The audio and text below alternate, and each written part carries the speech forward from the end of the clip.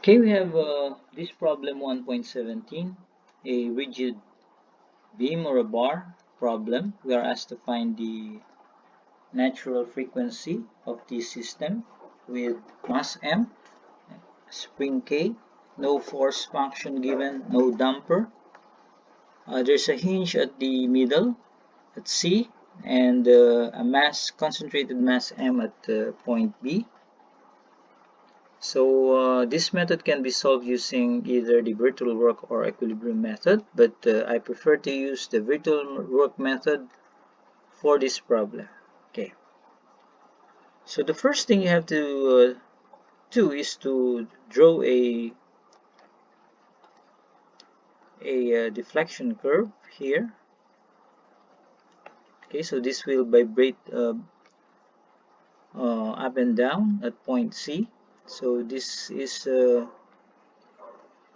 best location of your coordinate y, and the deflection here can be defined as y, and the deflections at this point, which is 1/2 this distance, is y over 2.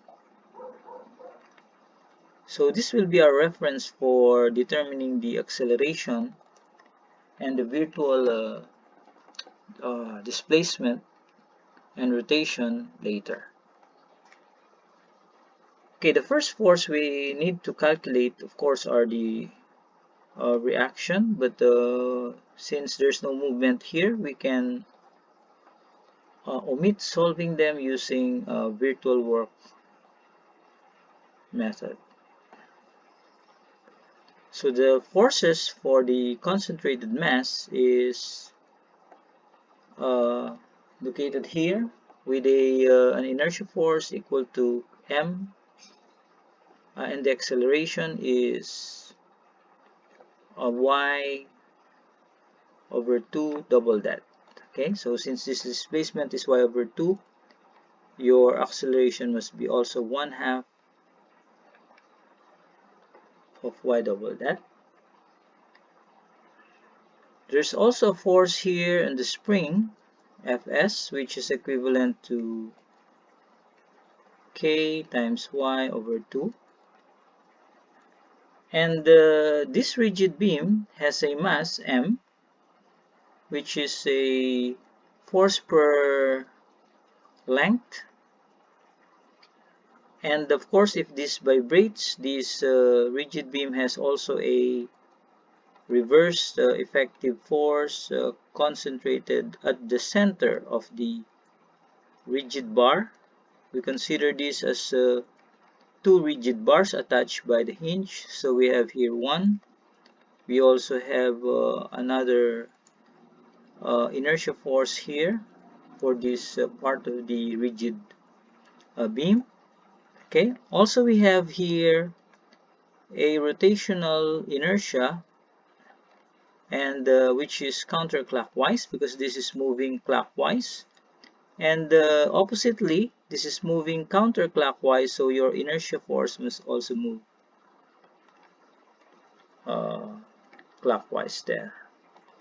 Okay, so this is now your I alpha for this part of the rigid bar or rigid beam, and this is also the I alpha, which is part of the rigid beam. Okay, so you also have here your m times 2a. Okay, so mass times the length multiplied by the acceleration, which is again 1/2 of y double dot. Okay, so we have all in all 1, 2, 3, 4, 5, 6, 7, 8 forces. So we just apply the virtual work method to determine the differential equation of motion. So for your virtual work method, we can write down the equation now. So this is simply the summation of forces multiplied by the virtual displacement. Okay, so these are the real forces, and this is the virtual, or these are the virtual displacement. Okay, we start with the reaction Ra. So Ra has no virtual displacement because it has no real displacement. Rb also. So that's the good thing about virtual work. You immediately test out the reactions as part of your solution. And then we proceed with the lump mass. We multiply it with the acceleration, and the virtual displacement is delta y all over 2. Okay, so this is now the virtual displacement, which is supposed to appear somewhere here. So let's draw it. So we can plot a we can plot a virtual deflection here. Okay, so this is the part that has a delta y over 2, and this is also part where there's a delta y over 2, and of course this is delta y. Okay, for the rotation, later we will be using a virtual rotation of delta y over 2a, okay, which is equivalent to the angle theta, okay, or sorry, delta theta. So angle is vertical over horizontal. Assume that this is your horizontal. So this is the vertical delta y over 2a there. So let's continue now. For the mass of the rigid bar, we have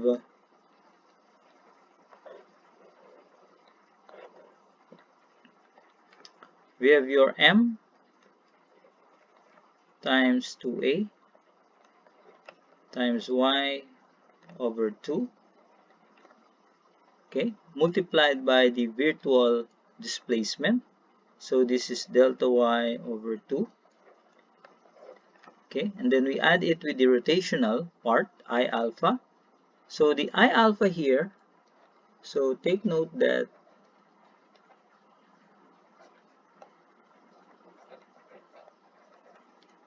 I is simply equal to m times the length cube over 12, no? So it's just like a BH cube over 12 in your area moment of inertia, okay? And your alpha is, as defined there, is simply delta y over the length, or 2a. So simply we substitute, so m times 2a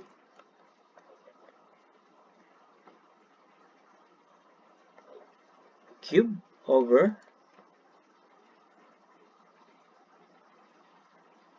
12 multiplied by delta y over 2a. Okay,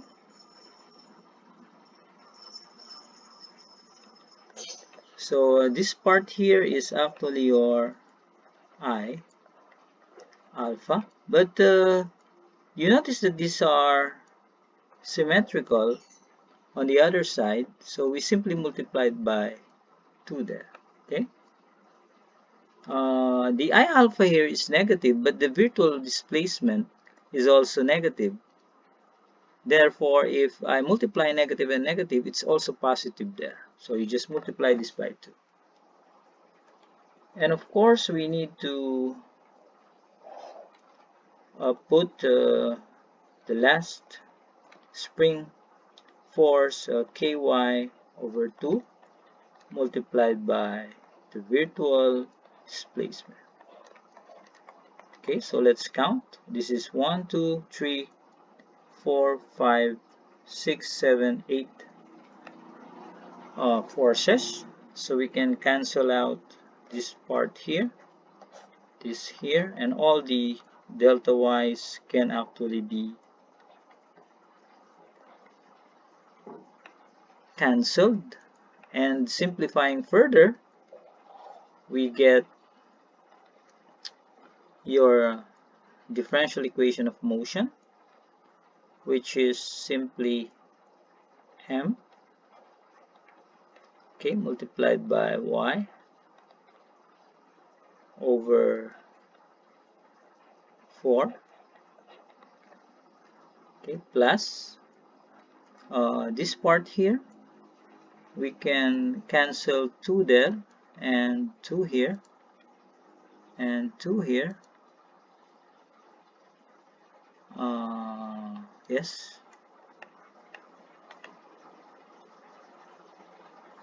Let's try to cancel first this 2a and 2a there. So this becomes still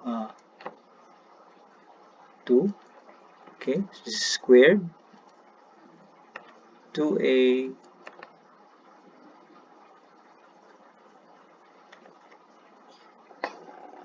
the unit is I and then alpha. It's not consistent. So this is m. Okay, so this is m. We miss out something here, class. So delta y over 2a is I alpha.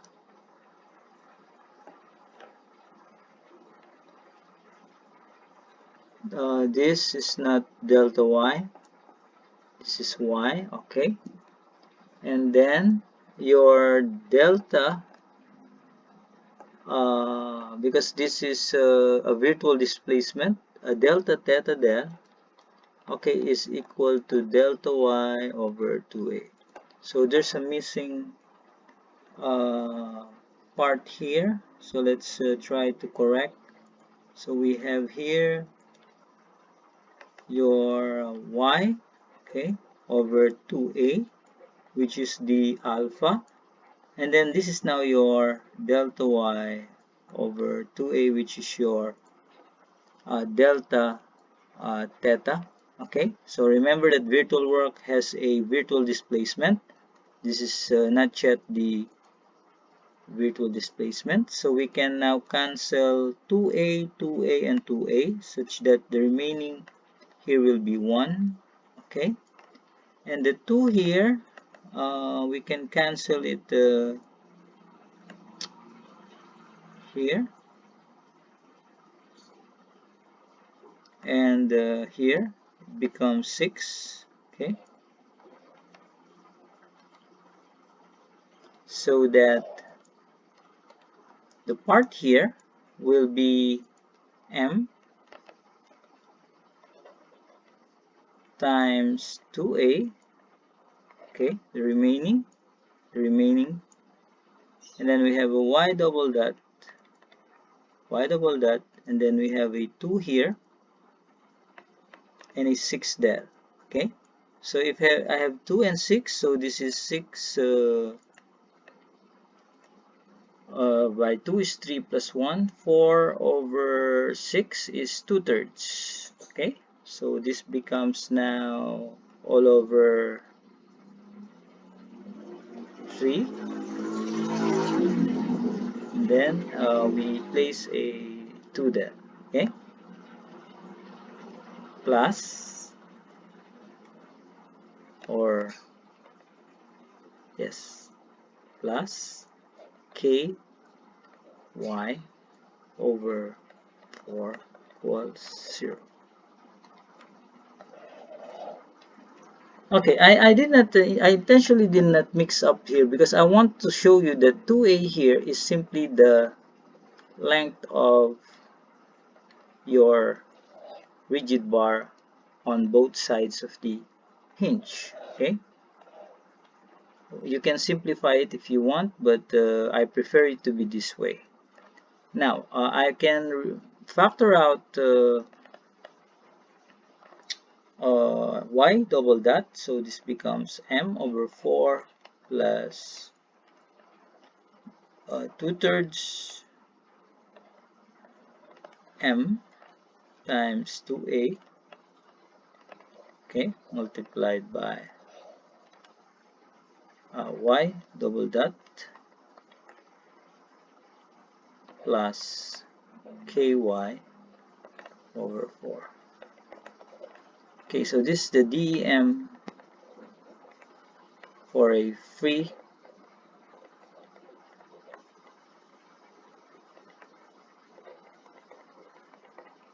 and damped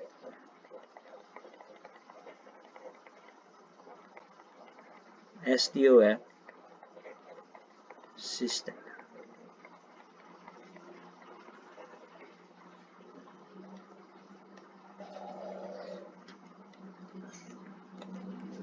Okay, of course, this is your equivalent M asterisk, and this is your equivalent K asterisk.